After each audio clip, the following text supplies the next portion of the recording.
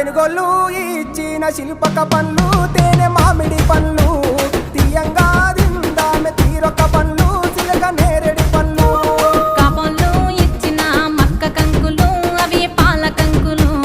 కాల్చుకొని తిందాము కందికాయలు పచ్చి పల్లికాయలు గుజారి గుజారి మామిళ్ళ కిందో నల్ల మామిళ్ళ కింద కుసుమరోళ్ళేసిన కుందన బొమ్మ అది కుందన బొమ్మ